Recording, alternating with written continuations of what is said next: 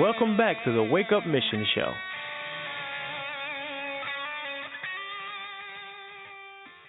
Hey, today we are honored to have John McAfee, the founder of McAfee Associates. And back in 1987, I was still in school then, I remember that very well, and he pioneered the antivirus and consumer privacy industry. John McAfee also recently founded Future Tense Central, a renewed effort to aid consumers in regarding control over their information and privacy, which, as you know, who listen to the show, privacy is a big deal. Freedom is a big deal. John, we are so honored to have you on the show today. Well, I'm flattered. Thank you very much. John, I'm going to ask you the question because you live a good life. You got a beautiful wife, girlfriend. I don't know. We connected on Facebook. She's a lovely woman. You've got your own business. There's no reason to upset your life with a candidacy for president. So why? Why did you decide, you know what, I'm going to throw my name in here? Well, quite frankly, this is not something I want to do or would choose to do. Right. I would actually prefer to be fishing. My close friends, my advisors, and many of my fans finally have been pushing me for over a year to run. I didn't take them seriously. Finally, when they threatened to break my kneecaps if I didn't, I go, okay. So, and I'm very serious about this. This is not actually fun for me. It is not. Right. But they convinced me, and I just started looking at the reality. The candidates on the block, the problems that America faces, and we really are living in an insane government. There is no question. And I think the qualities and talents that are needed to fix this simply are not represented in the field. So here I am, and I really believe that I can do something to help this country. I think the thing I can do to help them most is listen.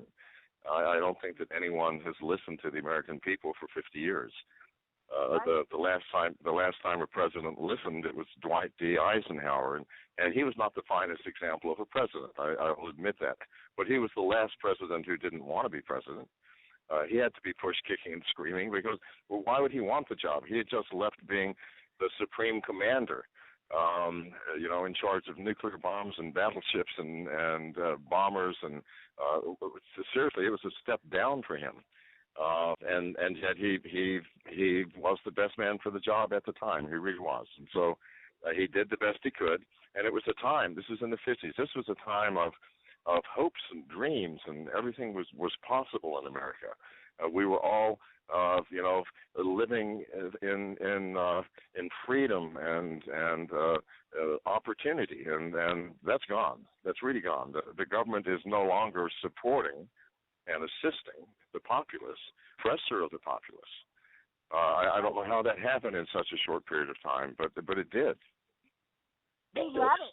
And then I love that saying when the government fears the people, there's liberty. But we haven't had that. We've had people fearing the government, bowing down to them, paying whatever taxes, that they increase, the bureaucracy, just going with the flow. And that, I believe, what has happened is that we weren't ever vigilant on our lives, unfortunately. And I've got to say, I wasn't born in the 50s, so I don't know. I've heard it was a great time.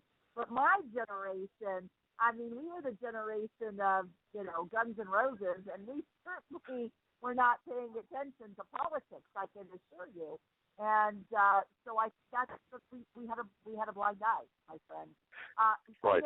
The founding principles of this country, if we were actually to espouse them today, for example, if I were to take a megaphone, stand on a street corner, and read the Declaration of Independence, I would be arrested as a traitor. For example, among the things it says that governments are here to serve people.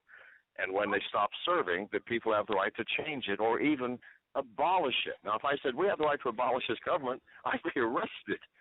Yeah, domestic terrorist. I'm sorry? Yeah, for domestic terrorism.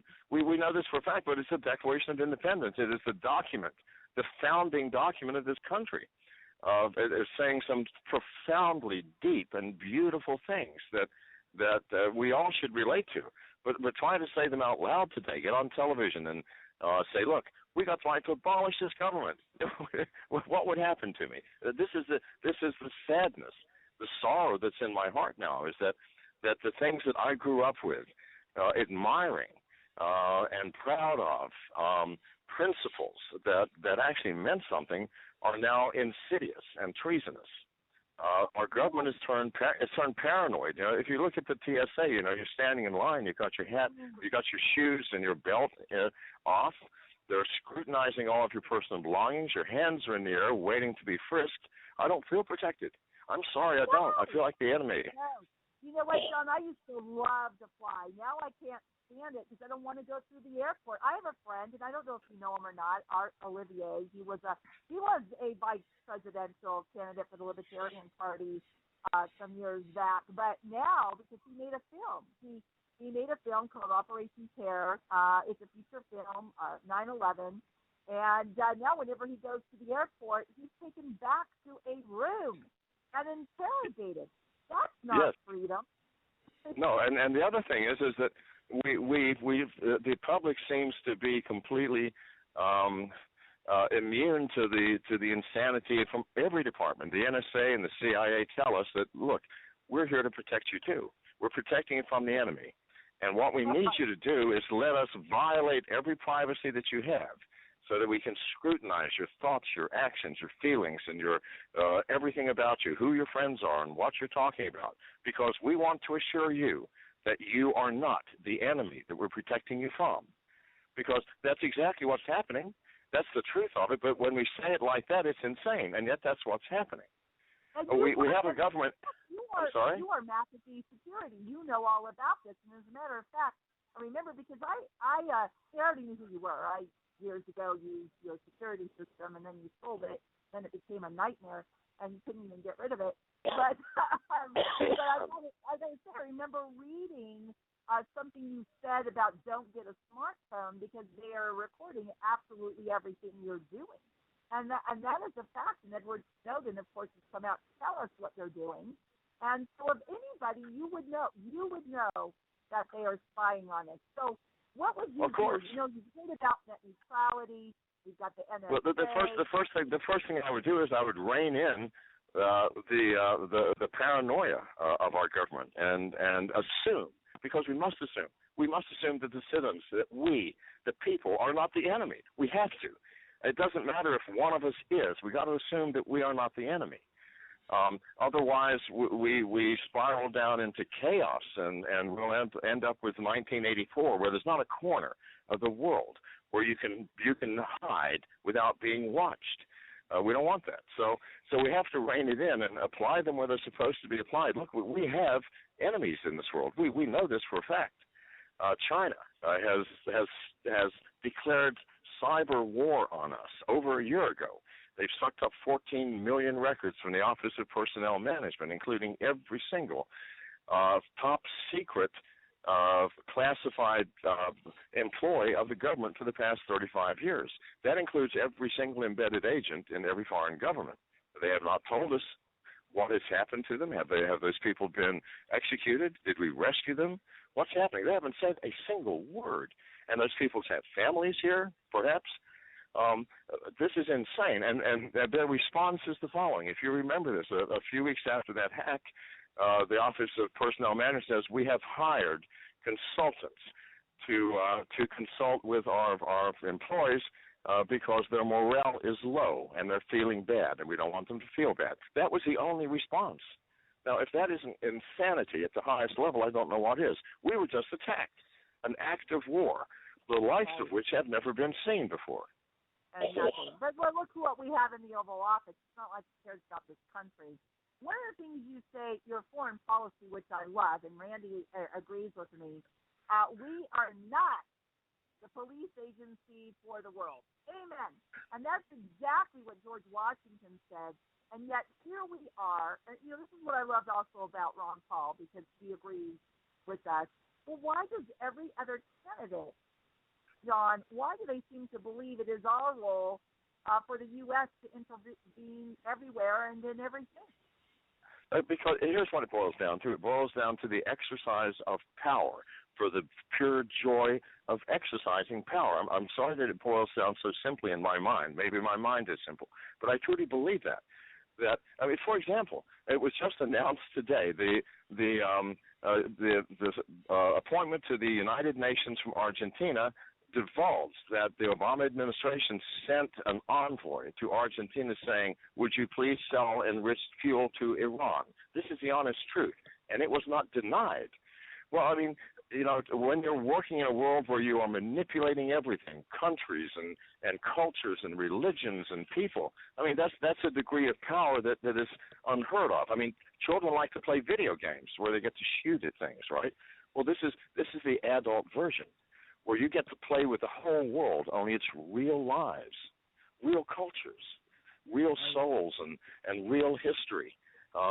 That is the fundamental problem. It is power for the sake of power. It is the corruption that comes from the absoluteness of the power that America has had. And that's got to stop. It has to stop. The government is not about power. It is about service. And we need to get back to that concept.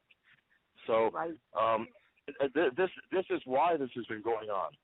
And this, in my simple mind anyway, because it has become habituated within the government. Because playing world policeman, now think of how much fun that's got to be for a sick type of mind. It would be enormous, right? It won't be any fun for me, and I see it as a sickness, and I see it as a disease. And what has happened because of it? You know, we spend all this time fighting terrorism, but we're fighting the thing that we created. We created terrorism by interfering in the affairs of foreign nations. Had we not done that... George Washington again, who said, do not entangle in foreign alliances, and yet that is the exact opposite of what our country's been doing for years, even against the taxpayers' will. You know, John, I've had a few friends, all in the liberty movement, by the way, and you probably know some of them, like Adam Kokas and Zach, and you know, they quit. They said one day, they just said, what am I here for? I'm a Marine. I'm here, and I'm on somebody else's border, protecting their border. What if ours are wide open? I'm out of here. Now, this is one area I think you and I do disagree on, but that's okay. That's what freedom's all about. Well, we disagree for the simple reason that I think America became great because we did not judge and we accepted. You know, give us your poor. You know, your lowest class, your unwanted. And that's exactly what we got. We got prisoners. I mean, this country was founded by criminals, basically. People, you know, running from the law. Rebels. I'm sorry? Rebels. And rebels. And so why should we stop that? Seriously, why should we? I mean, just because we are afraid of losing jobs? Have you traveled to the West? You know, once you leave the Mississippi River and past Kansas, you're in the Rocky Mountains, and the vastness of this nation, which I have driven off-road for about 30,000 miles over the past 15 years. It's one of my passions. And you can drive for 2 days and not see another human being. Do we not have the space for people? What is it? We don't have the passion. We don't have the... That's not my issue. My issue has always been... I don't live in Southern California, which transformed overnight, so really, but that's not the issue for me. The issue for me is the New World Order elite. I believe that they're behind the agenda of illegal immigration, because I wouldn't be here talking to you if it wasn't for immigration, because my mom's family... Absolutely, you wouldn't. But we can agree to disagree on that, and actually there are other issues that are equally, if not more important, that right. I think we can agree on. Right. That's right. But I wanted to make this point. Illegal immigration, not legal. Illegal is a New World Order agenda for them to create and totally fulfill the North American Union. I'm not for that. I don't want to be in the UN. I don't want to be part of the Union. And I want to neither do I. Neither do I. And do you think the UN has helped anything? Do you think that we've had fewer wars, fewer catastrophes, fewer angers, fewer fistfights? No, nothing. You know, we're trying to solve a fundamental problem of human nature. You know, we are imperfect creatures, and we are filled with greed and lust and fear, as well as with love and compassion and hope. And because of these imperfections, every agency that we create will have those same imperfections. So I would rather try to deal just with our tiny space ourselves, our country, our land, our people, our own customs, and our own problems, which are massive. You know, we have pushed Native Americans onto tiny plots of land. Even the wandering tribes. That what are they going to do? You know, they've been following buffaloes for 5,000 years, and we say no, you can't. You got to stay here on the edge of this mountain. Without thought of what we have done to a culture. You know, all of us, all Americans, suffer to some degree under the oppression of a government that's trying to be our mother and our father. I don't need one. I'm 70. I didn't need one since I was 21. So let me make my own decisions, please. You know, it's my body. You know, if I want to apply something to it or ingest something, get the hell out of my way. It's my experimentation, not yours. Why should we try to punish, let's say, a heroin addict? The addiction is its own punishment. I promise you. We don't need to add to that. And if there is no punishment from whatever the experimentation is, then why should we punish that? We are overreaching in our attempt to be the guide, the protector, the mediator. We don't need one. We don't. Okay. Once we leave home, it is our responsibility to take care of our own lives. And if we let people do that, we will have a far more productive world. We'll have a far more colorful world. That's for sure. It will be varied. It will be fascinating. John, you and I and others that, you know, especially in the Ron Paul movement, we believe that.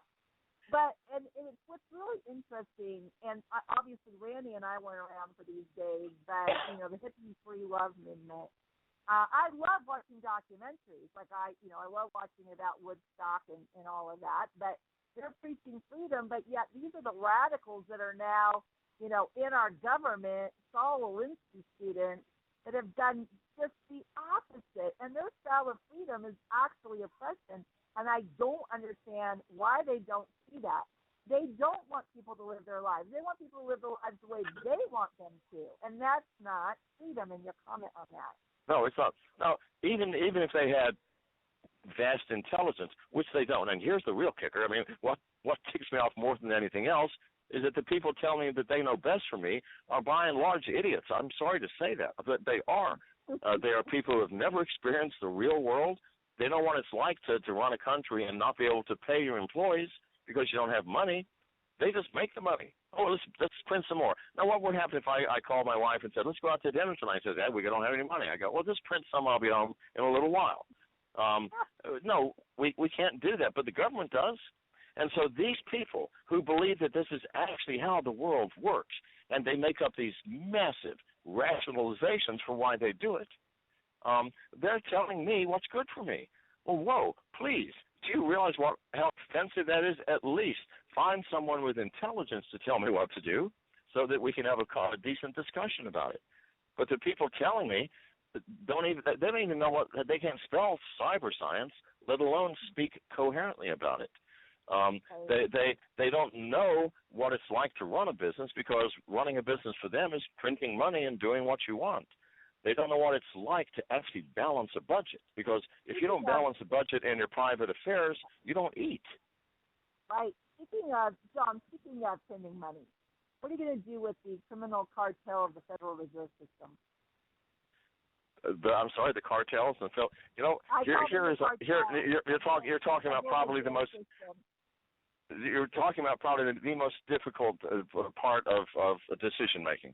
And I'll be really honest with you. Until I sit down in the chair and someone tells me what the truth of it is, because we only get to see 1% of what's actually happening. We really do. Edward Snowden kind of proved that.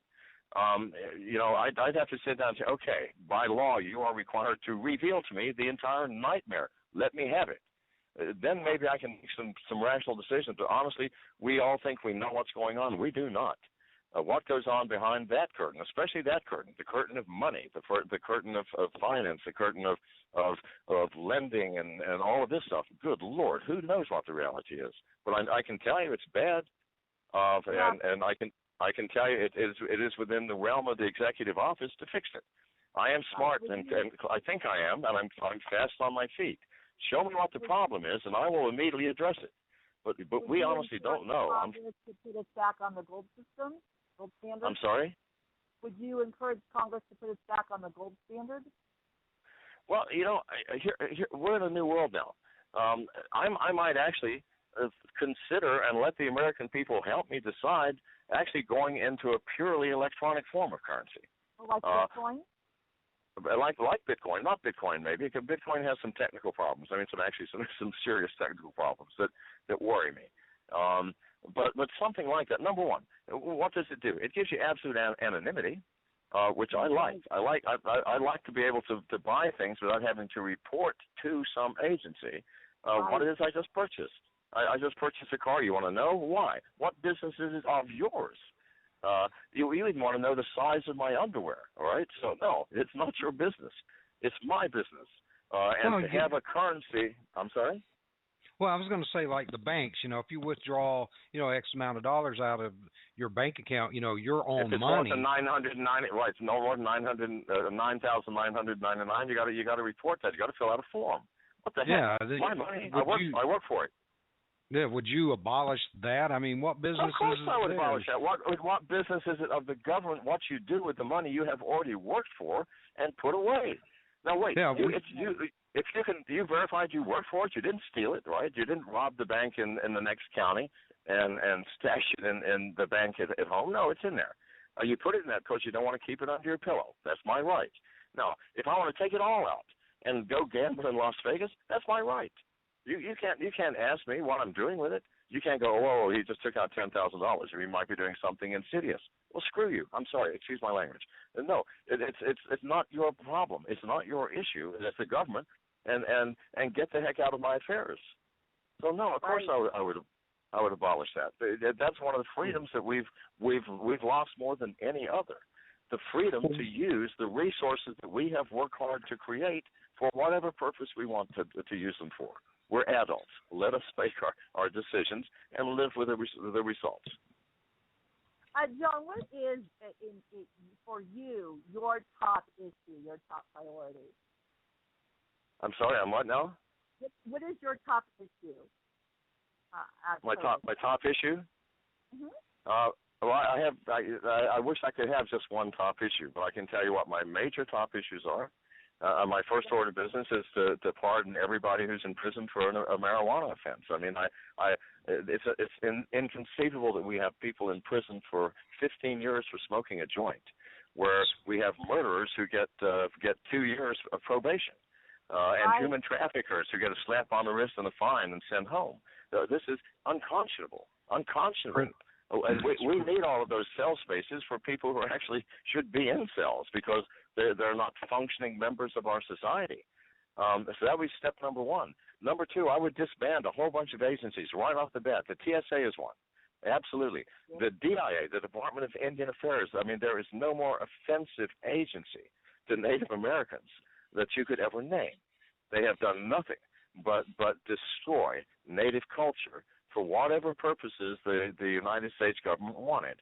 They have pushed the Native Americans onto reservations and then, on top of it, given coal rights and mineral rights to companies for whatever reason in payment for some campaign contribution. Who knows?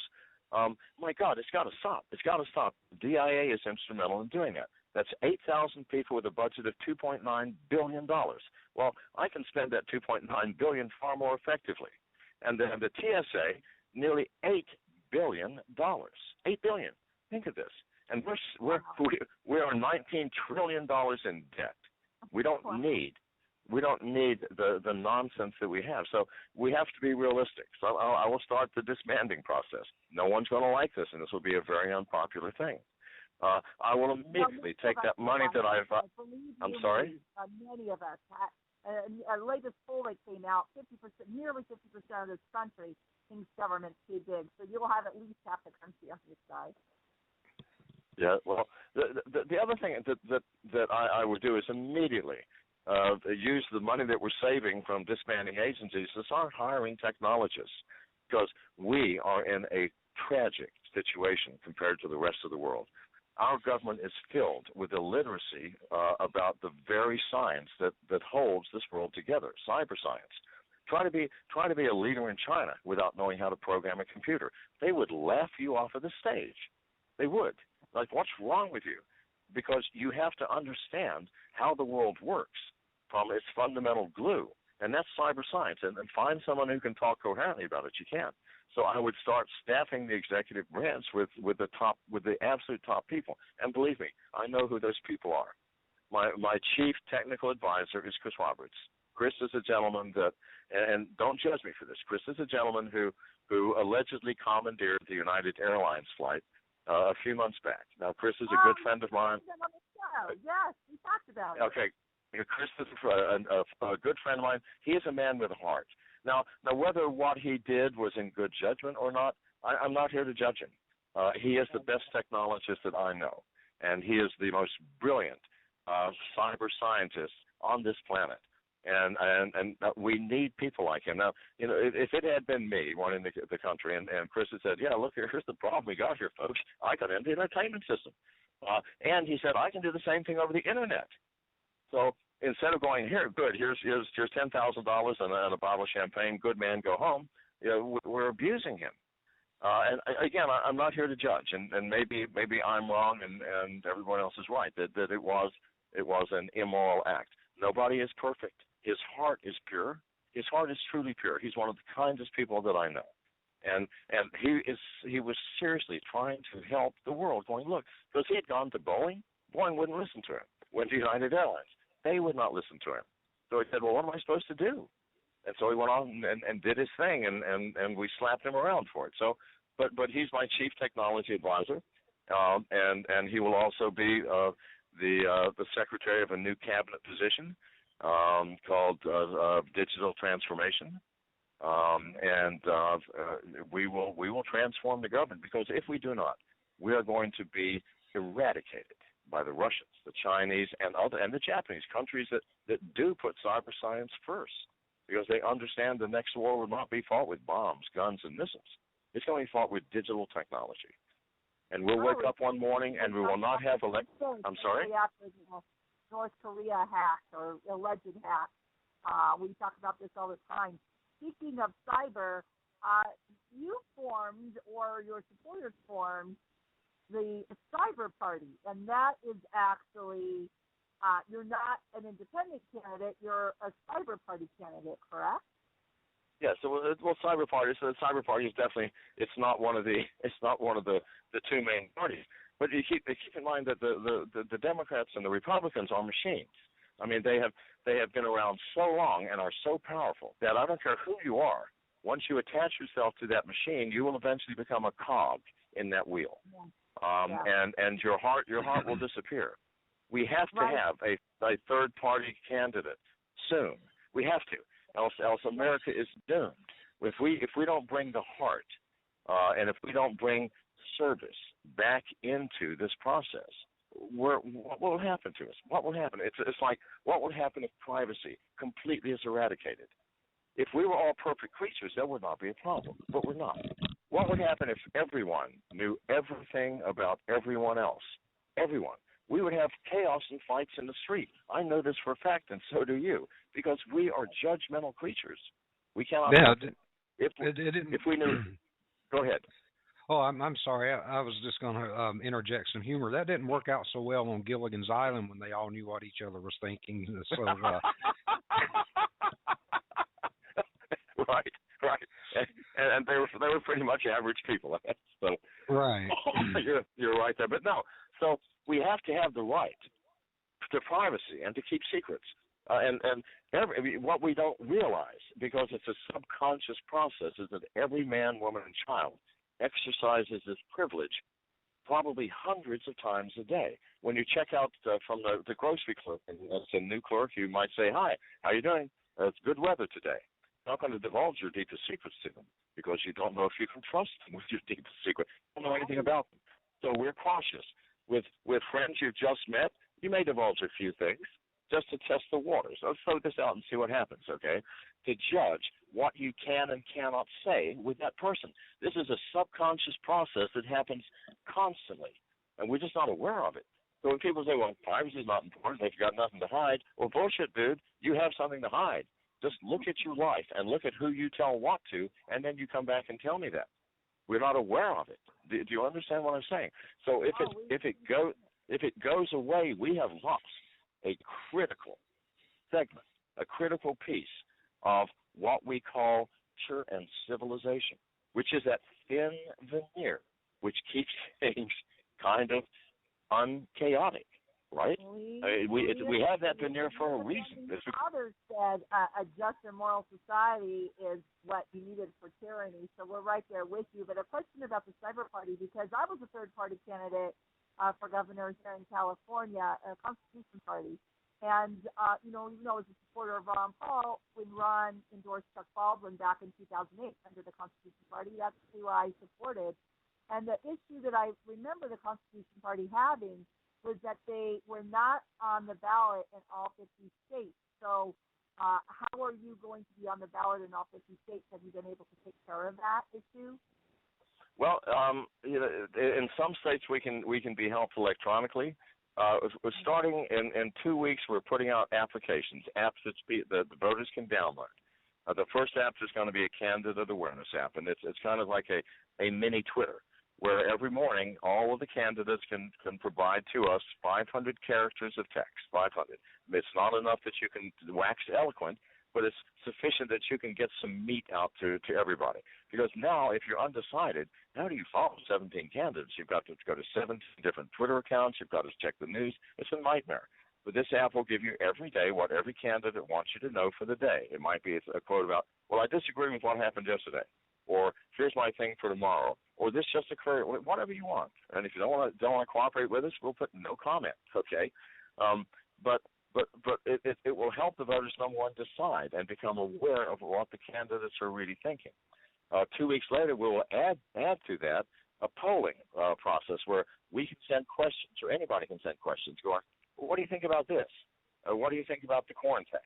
What do you think about mining coal on the Navajo reservation? What do you think about X, Y, and Z? And give them some options, and they can click A, B, C, or D, and instantly we can get millions of opinions and collate and report back to the voter. Well, this is what everybody thought. Isn't this interesting?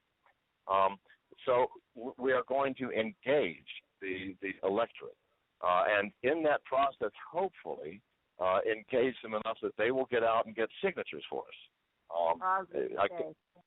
I could be wrong. I could be totally wrong, but I do not think so. I've been doing this. I've been doing technology my whole life, and applications for the general public, and I think I know how the public reacts, and how much power you have if you have given them something of value for free. Right. Which is what Smart Business Sense Entrepreneur Rule number 1. You can go to John's site. There's campaign McAfee16.com. And we're not only there on your site. I love this. I have to read this, John, because I thought, wow, this is actually really brilliant. You said, I am running the first purely electronic presidential campaign. I will hold fireside chats over the internet through which you and I can communicate as if I were sitting in your living room. I will not be coming to your city to shake your hand or kiss your baby. And for that. Hello? I think her mic cut out. We've been having an issue with that. I do apologize. Not a problem. Okay. Yeah, it's this is all done over the internet with this radio show, so we do run into this occasionally. Not a problem, sir. And I'm running close to the edge of my time too. How much more time do we need, sir? Well, it's completely up to you. I did have some questions myself, and when Shalene gets back, let's get your questions in, because this is my wife for the first time today was interviewed by Black Enterprise, and it's her first interview. Cool. And that's going to be coming out. And I want to. Okay. I hear you. And so I want to be there with her to watch that. So. Well, that'll be cool, dude. Well, I was watching a video, and they'd said you'd worked at NASA, and given the news that came out with water on NASA, and On Mars. yeah, on Mars. I'm sorry. And I saw this guy, Levin, I believe was his name. He'd worked at NASA, quite some time ago, and he'd been fighting with them for over 30 years. Having worked there, were you aware of any like cover-ups as far as like artificial objects on the moon or Mars? What's your whole take on that? Yeah, to be honest with you, I was not aware of it, and well, I was at NASA in the early days. I worked on the first weather satellite. That was Kairos, data analysis, which was massive. I mean, you can't believe the amount of data. Trying to make sense out of it, and trying to get algorithms and formulas that would allow us to do predictions from the massive data that was coming in from Kairos. And I worked at the Institute for Space Studies in New York, not down in Miami, but at the real meat of the operation. So if anything had been found at that time, trust me, I would have known about it. We were a small group of scientists and technologists, and we were very open with one another. Okay. I will say this is when it was announced yesterday or the day before that they found water on the moon, I'm a practical jokester. I said, okay, I'm going to write an article explaining that the Martians contacted me particularly to be their representative here on Earth, and that they have a future scope, and they found that I would be elected president and would be a great world leader. And so they're giving me now a secret knowledge, which I'm passing out, but my campaign manager nixed it. I don't know why. I thought it would have been really cute.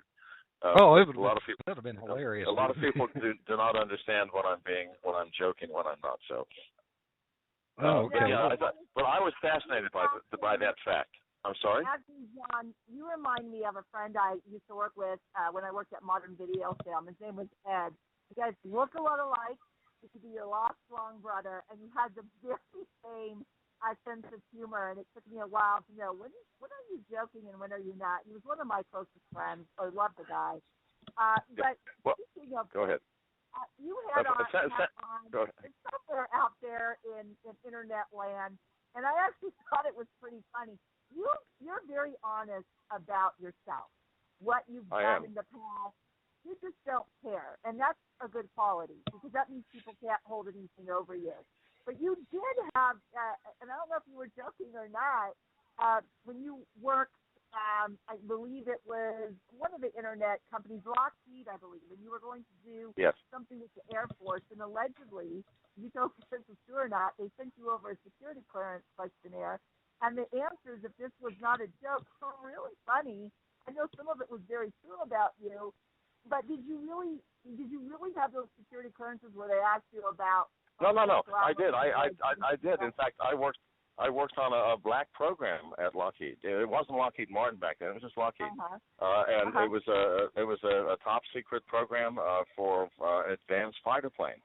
And I can't say anything about it because I think even today I would be arrested if I did. But yeah, no, I did get the clearance and I thought I would never get it because, they you won't believe the questions that they ask. I'm serious.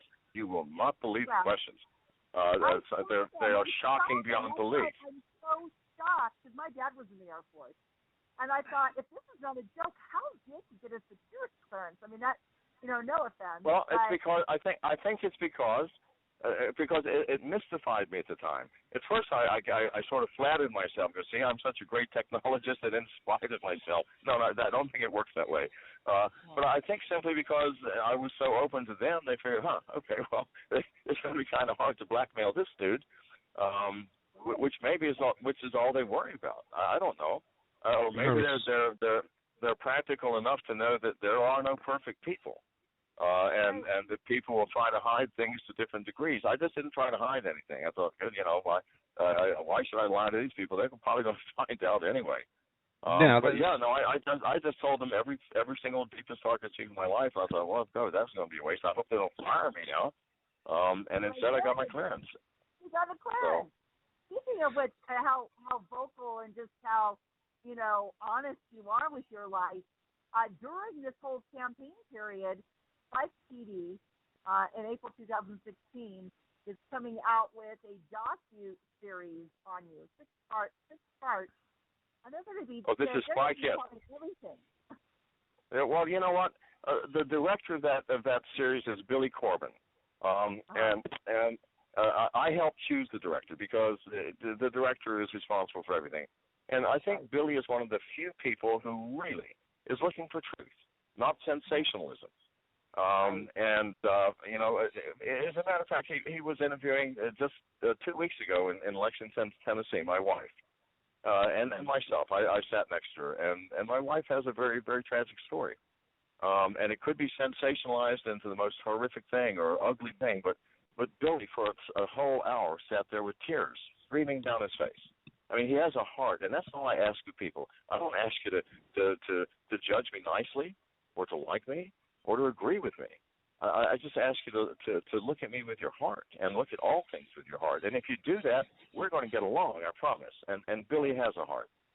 So I think that it's going to be spectacular because I have been myself the entire time. And I've been on camera for probably, 2,000 hours so far with Billy and his camera crew. And I have not put on any acts. My wife can tell you, my security man right here has been with me the whole time. I am myself. You know, I hold nothing back. You know, sometimes profanities roll out of my mouth. Sometimes they don't. I joke with him. You know, I will like he was asking me what the worst thing I'd ever done was. I said, well, you know, I'm really ashamed of this, Billy, but it's the time I went up the Amazon and I first tasted human flesh. Well, I had no idea that it would taste so good. So when I came back to America, I just started eating people. But I said it with such a profoundly serious voice. Okay, but he was clever enough to go, okay, got the joking, because he spotted it right away. I think that this mic thing is going to be fine. We'll see. Well, you know, and I got to say this to people that are listening right now. We have politicians who lie to us all the time. I mean, you know, Bill Clinton comes to mind readily with he did not inhale, he did not have sex with that woman. And when the opposite is true. So it's actually refreshing because we're not here to judge. We're here about the issues. And for you to be honest about everything, I think people should take that as a good sign and not a bad one. And I know we will see. We will see. That remains to be seen. But here's the issue: if I'm going to be the nation's president, you have to know who you're electing. I mean, right? I can't hide myself from the American public and expect them to have faith in me. I can't. Right. And in spite of the fact that most politicians come up with rationales for why they say the things they do, well, I didn't have sex with a woman because oral sex is not sex. Right? So, you know, I don't know. I mean, to me, I mean, I would actually say, well, I don't know. I mean, I had oral sex with a lady, if you want to call that sex, rather than just say I didn't have sex. I'd say, well, yeah, we had oral sex. I mean, who has not had oral sex? I mean, let's get real. We can forgive that. Even the president in the Oval Office, okay, cool, all right. Nobody's perfect. Let's get on with life. But to say I did not have sex, meaning you're trying to hide something from me, the general public that you're supposed to be serving. Well, I don't like that. I'm sorry. I just don't like that. Yeah, I don't either. I don't care if people do either as long as it's not hurting me, but to be honest about it. And one of the things I know has this been, and I even hate to ask the question, but people know, and it's out there, and believe you me, listeners will write to us if we don't ask. The whole Belize murder questioning. Well, let me explain that. Let me explain that whole affair. Okay, I thought I had retired to Belize. Okay, it's a beautiful country. I had a house on the ocean. There's an offshore reef. I had boats. I started building companies, and not for me. I never took a dime. I never took a share of stock. I turned every one of them over to the Belizean people because they're the poorest people on the planet. I built a ferry company that the first week it was in business, we ferried 3,000 people up and down a boat ferry, up and down the island of San Pedro, or Ambergris Key. And I built a coffee company in the inland. I built a cigar company. I was building an antibiotics company. I had dozens of these things, which I turned over all to the Belizean people. I donated millions of dollars to local villages where children were just starving, literally starving. This is not an exaggeration. Half you go to the village, and half of the children were losing hair. You know, 3-year-olds don't lose hair unless something is wrong, and what's wrong is always the same thing: malnutrition, and that they don't even know that that's the problem. You know, I'd say, well, the child is malnourished. And they go, no, the child eats every day. I go, what does she eat? Mangoes. When's the last time she had anything else? Well, 6 months. I'm sorry, but you can't survive on one food type. Right. And so I would help these families directly. And so finally the government came to me and said, why don't you give us $2 million, donate to the campaign? And they kept on saying, you shouldn't be doing this. You should give the money to the government because we know better than you how to dole it out. So that was the first thing. When I refused to donate the $2 million, a week later, 42 armed soldiers stormed my compound, shot my dog in front of my eyes, tortured me, destroyed $500,000 worth of my property, and then left. Are we out of time? No. Okay. So $500,000 of my property and then left. The following day, the politician came back and said, God, we are so sorry. What a terrible mistake that was. It was just the wrong house, the wrong thing. Oh, my God, we are so sorry.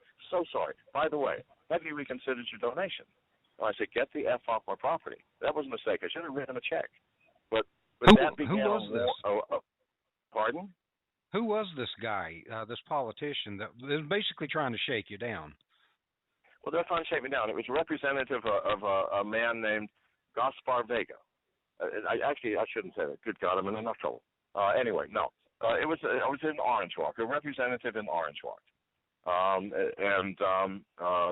So anyway, I told him to get the F off my property. Then I went to the international press thinking I would shame Belize into giving me an apology and reimbursing me for the damages it had done. But no.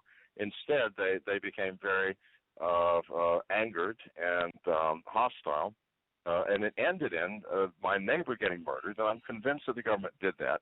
And then they never said that I was the murderer. They just wanted to, quote, question me, which in Belize involves horrible tortures. Well, listen, they'd already tortured me enough, and I wasn't prepared to go through anymore. So I went underground. I was underground for about a month. I finally escaped into Guatemala, but I had to enter illegally. I couldn't go across the border. Police found out about it. They demanded that Guatemala send me back. Guatemala was about to do that. I hired the past attorney general for the country of Guatemala, a man named Telesforo Guerra, at a huge sum of money to keep me from being deported back. So I was in jail for a few weeks in Guatemala. They finally sent me back to the States, and here I've been since. I don't blame you, dude. Well, I've got one. Watching the videos, you're pretty good on the keyboards. Do you have any formal training in music, or? I do not. I've about 35 years ago, I bought an old beat up piano and just started banging the keys. That's how I learned. Wow. I've had no formal training. I cannot read music. Everything that you hear are things that I have composed myself. Well, yeah, it sounds like some, would sound good with like some real heavy industrial metal guitar, kind of like, the Eastern European Rammstein type of You're thing. Right. Yeah, I wish I could play guitar too. Well, hey, man. By the way, John, Randy's a guitar player, and that's his music. So I think he's hinting. Are you hinting, Randy? Yeah, I'm throwing a feeler out there, man. No, I'm kidding, dude, but yeah, I liked it. Okay, I'm sorry, but I do have to be going now. Okay, and I have really enjoyed this, and I'll come back on anytime you guys ask me. Okay. Yeah, we really want to have please. you back on again. It's McAfee-16.com. We appreciate you, John, being here. Yeah. Thanks a lot, dude. You're welcome. I'll talk to you later. All right, bye-bye. Fantastic. And the fact that we were able to have on John McAfee for an entire almost hour is something. He's a busy man running, right. $1 billion companies, running for president and everything else he does. So we really appreciate his time, and we will have him back on. In fact, Randy, I think we should invite him. We just want to remind everybody in November, I think it's November 10th that we have it scheduled for, we are going to have a presidential candidate panel, and we are not going to give any of the candidates the questions ahead of time. We're not going to be biased. We're going to be the same with every single candidate. Michael P. School, Randy, and I will be questioning and interviewing them all, and so we'll invite John, and hopefully he can participate at that time as that would be well. awesome. Yeah. So that's, folks, that's whether you agree with his personal life or not, it doesn't matter. That, however, when it comes to politics, that is a Liberty candidate. And right. And great to be back. Like issues and all today. We got through it, Randy. And again, we'll be back tomorrow, my friends, with again, not Truth Tuesday, but Tree of Liberty Thursday, and then Friday, of course, Music Revolution Friday. Next week, we are booked as well. Monday, we have Cher Z on. She's a Liberty type reporter. And then we've got House Shortlift coming back on our show, and I believe our friend Joe from JBS will be back on that week. So we look forward to it. We hope you all have a great night, and we hope you enjoyed the interview today. Stay tuned till tomorrow. Thank you for spending your time with us on the Wake Up Mission Show.